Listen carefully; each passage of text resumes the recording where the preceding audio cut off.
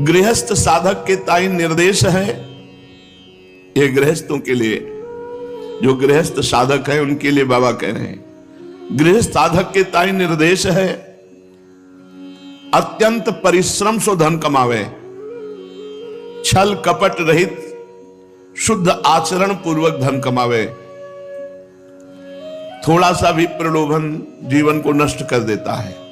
यदि गृहस्थ में है तो मेहनत की कमाई से परिवार का पोषण करे, बेईमानी का रुपया न लावे।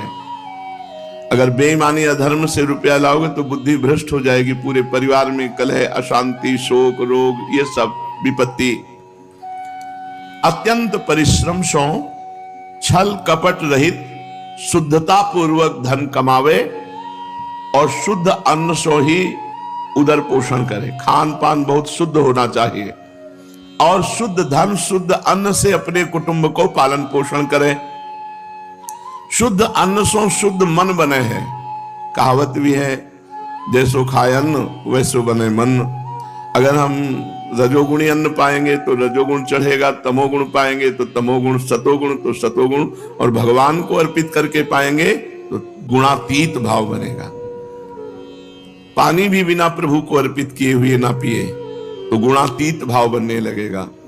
भगवान का भजन गुणातीत है, भगवान को भोग लगाया हुआ प्रसाद गुणातीत है, मायातीत है। अपनी कमाई से ही परिवार को पोषण करे, बेईमानी घूस आदि से नहीं।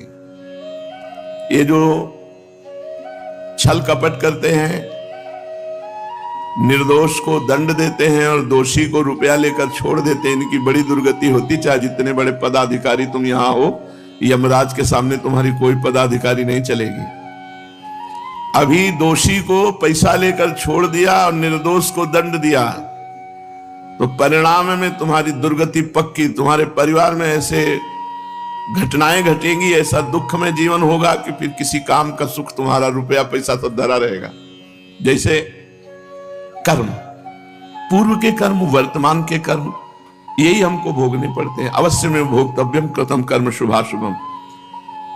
कभी किसी दुखी को, कभी किसी गरीब को, कभी किसी असहाय को, कभी किसी निर्दोष को अगर कोई दुखी करेगा तो निश्चित समझो 100 गुना बढ़ करके वो खुद अपने आप को दुख बो लिया।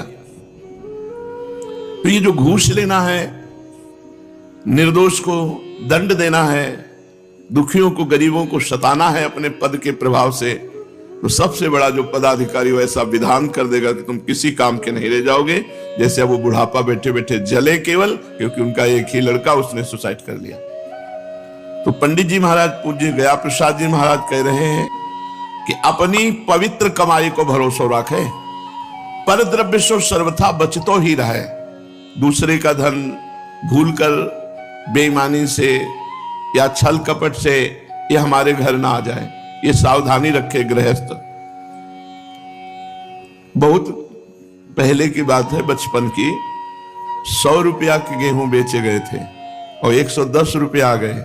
तो जब घर में गिने गए तो 110 थे। तो पिताश्री ने कहा 10 रुपये नहीं, पूरे 110 लेके जाओ और उनको दिखाओ जाके कि 110 पहुंच गए, इनमें ये 10 लो, 100 हमारे। तुरंत वापस किया। नहीं तो उस समय बहुत सस्ता गेहूं, शायद 2 रुपया किलो होगा या 1.5 रुपया किलो गेहूं, तो उसके 100 रुपये आए थे। तो 10 रुपये तो काफी मुनाफा हो गया। अरे 20, 25, 30 रुपये में बढ़िया घी में किलो भर मिलता था। बहुत सस्ता समय उस समय था। 25-30 रुपया में गाय का शुद्ध घी। भैंस का गांव में ज्यादा होती नहीं थी, गाय ही होती थी। दूध और मठा तो व्यवहार में मिल जाता था बिना पैसे के। हमारे यहाँ सत्यनारायण की कथा है तो 50 लीटर दूध ले आओ पूरे मोहल्ला से मांग के, और मठा तो ऐसे ही पानी की तरह, किसी से भी मांग लो जाके, घरों से दे देंगे। और पानी भी फ्री नहीं है भाई, दूध मठा तो जाने दो, पैसा देने से शुद्ध दूध मठा मिल जाए तो बड़ी बात है। अपने कुटुंबिन को स्वधर्म पूर्वक कमाई सो पालन करें और पूरे परिवार को समझावे, शासन करे कि कुछ मिनट बैठ करके भगवान की चर्चा सुनो, नाम कीर्तन करो। ये बहुत अच्छा था। ये गांव में था। गांव का जीवन चूंकि वहीं पैदा हुए तो देखा है, इसलिए कहते हैं बहुत अच्छा था। शाम के जहां संध्या हुई सब अपने अपने जानवरों को अंदर करके और उनको पट बंद कर दिए और फिर सब बैठ करके लालटेन या सीसी में छेद करके, दिया कहते थे उसे भाई, एक सीसी में मिट्टी का तेल डाल दिया, ऊपर ढक्कन में छेद कर दिया और कपड़ा की बातें निकाल दी, उसे दीपक कहते थे। सीधा साधा गांव का। और ये लंप आती थी, बड़े आदमी लालटेन, मीडियम लंप और सब दिया बोतले से। और रामायण आप पूरे गांव में घूमो तो 10-20 जगह रामायण होती मिलती शाम के। और रामचरितमानस सुना रहे हैं, 10-20 बूढ़े बुढ़िया बैठे, लड़का बच्चा बैठा के, कितना सुंदर संस्कार बनते थे। संत आ जाते तो हम लोगों को सिखाया गया था दौड़ करके जाना, साष्टांग दंडवत होना, और जो ही आए से कुआं से पानी भर के हर्षोल्लास से स्वामी जी आए हैं उनके चरण धोना, सब चरणामृत पीना, माथे पे चरणामृत डालना, स्वामी जी स्वामी जी। स्वामी जी बैठ के सुना रहे हैं, सब सुन रहे हैं, उसके संस्कार बनते थे। वहीं के संस्कार से साधुता पुष्ट हुई। अगर बचपन से संस्कार ना होते तो हमको किसी से पूछना नहीं पड़ा कि साधुता क्या होती, क्योंकि बचपन से ही गर्भ में थे, तब से संत महात्माओं का सानिध्य मिलता रहा। और जब जैसे जैसे ज्ञान, उन्हीं की कृपा प्रसाद से वैराग्य हुआ। तो अगर घर में भगवान की चर्चा ना होगी तो कैसे पवित्र होगा घर? कानों में जिनके मान लो बच्चे हैं, कुछ नहीं समझ रहे, पर संस्कार तो बन रहे हैं। नाम कीर्तन, भगवत चर्चा, तो पवित्र संस्कार बनते हैं। तो समझाए के, शासन करके, जबरदस्ती उनको बैठा ले, भगवान की चर्चा सुनावे। भागवत है, रामचरितमानस है, नाम कीर्तन है। जैसे बने अपने जन्म सो भगवत आराधना अवश्य करवावे। अब जैसे गांव के मंदिर हैं, देवी जी, शंकर जी, यही मंदिर होते थे। माता जी लेवा जाते, ले एक फूल चढ़ाओ शंकर जी पर, ले थोड़ा पानी चढ़ाओ। हमें जितना होश है, उस होश में हमें पता है कि ऐसे जल चढ़वाती थी माता जी, ऐसे पुष्प। भक्ति के संस्कार माता पिता से पड़ते हैं, क्योंकि माता पिता का संस्कार पुत्र में वैसे ही आता है जैसे आचरण करते हैं। माता पिता को चाहिए कि परिवार और परिवार के बच्चों को बैठालकर भगवत चर्चा सुनावे, भगवान नाम कीर्तन करे। जैसे बने डांट डपट के, प्यार दुलार के श्री भगवत आराधना करवावे। अब वहां ठाकुर सेवा, अष्टयाम सेवा तो गांव में कोई सवाल है नहीं वहां, और उधर कोई नहीं जानता यहाँ की उपासना को, कोई जानता ही नहीं। शंकर जी, देवी जी, गणेश जी, और बस कृष्ण जन्माष्टमी और रामनवमी, नौ दुर्गा, यही सब मतलब गांव में। अगर भोजन दिया गया और कवल उठा लो तो डांट लगा दी जाती, भगवान को पहले अर्पित कर। तो हम लोगों को तो जानते तो थे नहीं, जैसे पिताजी करते थे ऐसे जल लिया और ऐसे घुमा दिया थाली के आसपास, ऐसे आचमन किया और फिर टुकड़ा तोड़ा और वैसे माथे पे लगाते थे। कोई ज्ञान नहीं, पर वो पद्धति उन्होंने सिखाई भगवान को अर्पित करके। धीरे धीरे बात पता चली तो दीयम वस्तु गोविंदम तुभ्यमेव समर्पये। लेकिन संस्कार वो जीवन भर, हाथ में पानी आएगा पहले भगवत स्मरण, फिर उसका पान कर। बचपन से जो संस्कार डाले जाते हैं बड़े पवित्र होते हैं। तो अपने परिवार के सदस्यों को यदि आप आध्यात्मिक नहीं बनाएंगे तो वो आपकी दुर्दशा कर देंगे सयाने बनके, गलत आचरणों में जाएंगे। दुष्ट स्वभाव होगा तो दुष्ट स्वभाव में मां नहीं मातु पिता नहीं देवा, और साधुन ते करवावे सेवा। बड़ा पवित्र जीवन गांव का होता है। कोई छल कपट नहीं। एक आदमी साइकिल लाया है तो पूरा गांव देखने आएगा, इतनी मित्रता है। हाँ, एक मर गया तो पूरा गांव जाएगा, और यहाँ फ्लैट में मरा पड़ा हो तो बगल वाला देखेगा नहीं कि क्या है। यहाँ तो पता ही नहीं चलता, 10वें वर्ष से रह रहे हैं कि पड़ोसी राधे श्याम कर दे, वो ऐसे रह रहा है, मतलब पता ही नहीं। और गांव में एक आदमी पूरा प्रेम में जीवन, बड़ा पवित्र जीवन, हरा भरा, जिधर देखो वृक्ष, खेती, और सब सीधा साधा जीवन। और भगवान का नाम देखो, ये पढ़े लिखे की बात, बोले हाय हाय, वहां बोले भैया राम राम, वो बढ़िया की बढ़िया है। अब ये है कि मरो है। जब कुछ गड़बड़ हो जाता था तब गांव में कहते थे हाय हाय ऐसा हो गया, और यहाँ प्रातः काल जब मिलो तो बोले हाय हाय। आजकल के बच्चे, और गांव में था कि राम राम, तो वो बढ़िया की ये बढ़िया, राम राम भगवान का नाम उच्चारण किए, वाणी पवित्र। हाय हाय से क्या हुआ? हाय हाय तो मचा है पूरे संसार में। तो अपने बच्चन को, गृहस्थ को उपदेश कर रहे हैं कि प्यार से, शासन से बैठा लो, भगवान के चरित्र सुनाओ। देखो, गर्भस्थ शिशु पर भी संस्कार पड़ते हैं बाह्य। अभिमन्यु जी अपनी मां के गर्भ में थे और भगवान के परम प्रेमी अर्जुन जी चक्रव्यूह रचना का वर्णन किए, उसको कैसे तोड़ा जाता है उसका वर्णन गर्भस्थ शिशु ने सीख लिया था। ये तो आखिरी द्वार पर सो गई मां, तो मां की ही श्रवणेंद्रिय से जा रहा था तो नहीं सुन पाए। गर्भस्थ शिशु कयाधु के प्रहलाद जी और नारद जी भक्ति का उपदेश किए तो महाभागवत प्रहलाद जी बने। अब बालक गर्भ में है, ये सब बातें नहीं होती है, चर्चा में नहीं होती, पर ये बातें करनी चाहिए। जिस दिन से पता चल जाए कि गर्भस्थ शिशु आ चुका है, उस दिन से ब्रह्मचर्य धारण करना चाहिए माता पिता को, पर ऐसा नहीं करते। इसीलिए वो बुद्धि विहीन, अंग विहीन, भाव विहीन ऐसे बच्चे पैदा होते हैं।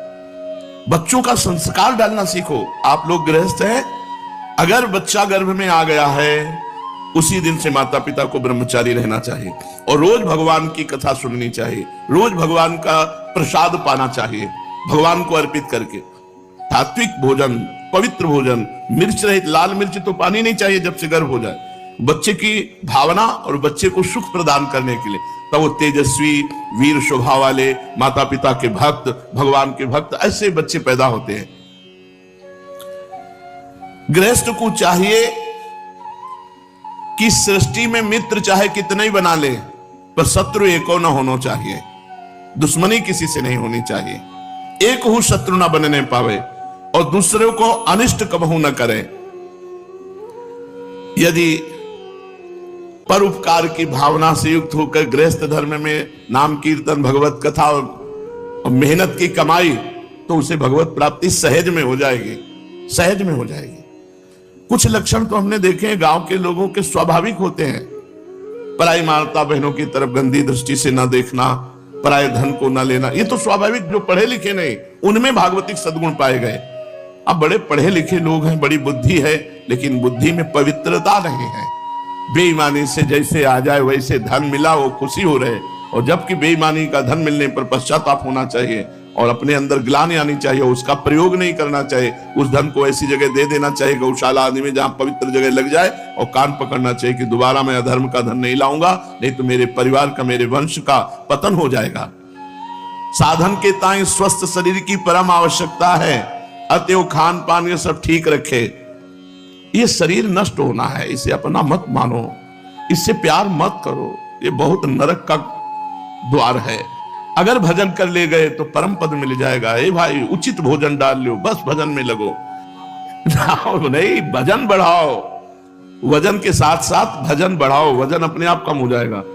कृष्ण तन शीस जटा एक बेनी, हृदय गुणत रघुपति गुण श्रेणी। शरीर कृष हो गया है, बाल एक बेणी के रूप में हो गए, और भगवान श्री राम के गुणों का चिंतन करते हुए सिया जी अशोक वाटिका में विराजमान है। जब भगवान का भजन और विरह जागृत होता है तो वजन कम नहीं करना पड़ता, वो हो जाता है। प्रेमियों के क्या पते, बोले तन लटे कपड़े फटे। कपड़ों का होश नहीं है, शरीर कृष हो गया है। ये बहुत सावधान, मन को जिधर लगाओगे उधर लग जाएगा।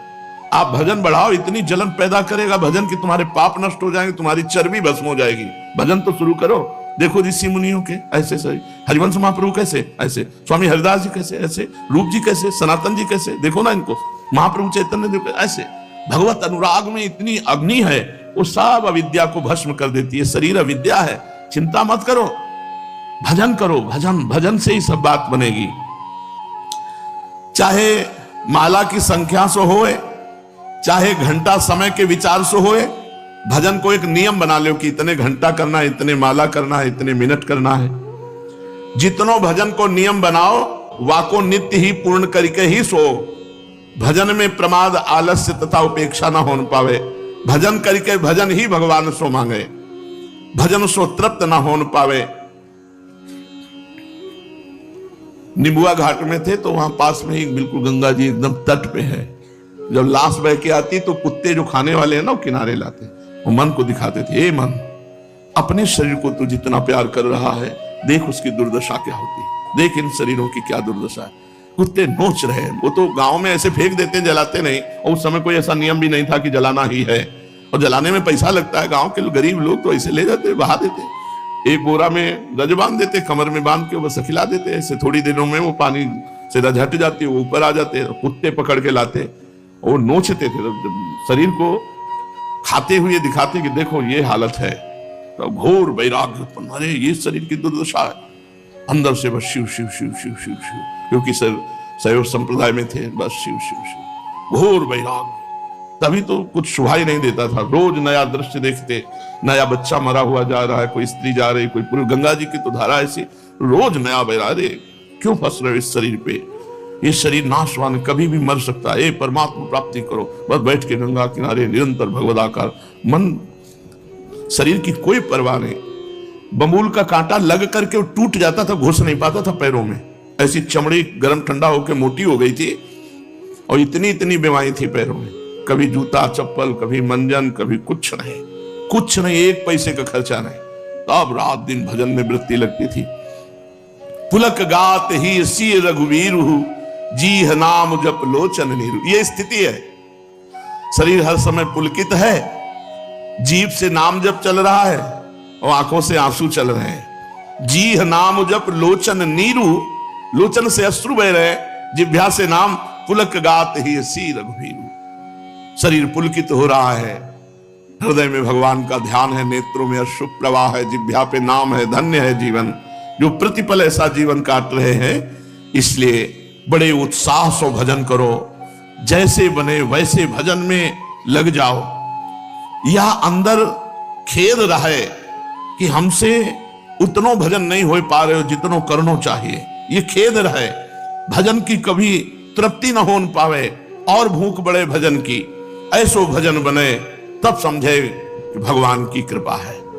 कैसो? जी नाम जप लोचन नीरू, जब नाम लेते ही आंखों से आंसू गिरने लगे, तब जानो जीवन सार्थक हो। क्या है मलिन शरीर पे, चाहे हमारा हो चाहे दूसरे को, जाना है भाई, जाना है, और जहां यहां से निकले इसकी दुर्दशा हो जानी, आग में जला दिया जाएगा। जैसे भुट्टा भूंजा जाता है, ऐसे पलटा पलटा के लोग जलाते हैं शरीरों को, बिल्कुल भस्म हो जाए, बचने न पावे, पूरा शरीर नष्ट हो जाता है। इसलिए इस शरीर से प्यार मत करो, इस शरीर की कमी बेसी को कमी बेसी नहीं, भजन की कमी बेसी को देखो, भजन न कम होने पावे। अति प्रेमोत्कंठ्याच्छिति सुविलुठत में बपुरिदम, करेण स्पृष्ट्वा माम विलुठयति राधा प्रियुता। जब पीछे पीछे चलने लगा तो युगल सरकार को लगा कि ये पीछे आ रहा है, तो फिर दोनों पीछे मुड़ गए। जे ही मुड़े और उनकी रूप कांति को देखा, माम विलुठयति, मैं मूर्छित होकर गिर गया भूमि पर। इतने सुंदर है, वृंदावन की भूमि पर मूर्छित होकर गिर गया और लौटने लगा। रज में आनंद की विकलता। अब जब इस तरह में विकल हो रहा था तो राधा और उनके पिए दोनों ने एक एक भुजा पकड़ी और उठाकर दोनों युगल सरकार गले से लगा रहे। ऐसा कब होगा? ये आनंद है।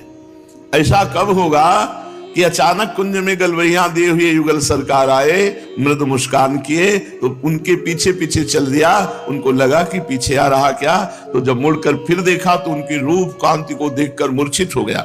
फिर होश आया, उस रज में बिलुठन, रज में लौट रहा हूं, मेरे आनंद की विकलता को देखकर प्रिया प्रीतम राधा पीजू महाराज, एक कमल राधा एक कर कमल पीजू पकड़ करके दोनों कर कमल उठाते हैं और अपने हृदय से लगा। ऐसा मेरे साथ कब होगा? अहो वृंदारण्ये भूत महिंसी मन्यपि सुदूर, घटासा कापे का समुदयति हा किम न भविता। ये मेरी आशा क्या सफल होगी? हे वृंदावन धाम, हे वृंदावनेश्वरी, क्या ये मेरी आशा सफल होगी कि कभी मैं ऐसे आपको देखकर भूमि पर लुंठन करूं और आप दोनों युगल सरकार एक एक बांह पकड़ करके उठाएं और हृदय से लगावें? ये जब आशा जागृत हो जाती है तो समस्त आशाएं नष्ट हो जाती है। पर यह अभी आशा जागृत नहीं हुई। अभी आशा है रुपया पैसा भोग सामग्री मान प्रतिष्ठा भाई बंधु संसार, ये जब सब आशाएं मिट जाए तब ये आशा से दास्यम वृषभानुजाया तीरे समध्यास च भानुजाया। इसीलिए खूब नाम जप करो। धामवासी तो हो ही, नाम जप करो और धाम का आश्रय रखो। आश्रय मन से, वास तन से, तन मन वन से, ये तन से मन से दोनों से वृंदावन का सेवन हो।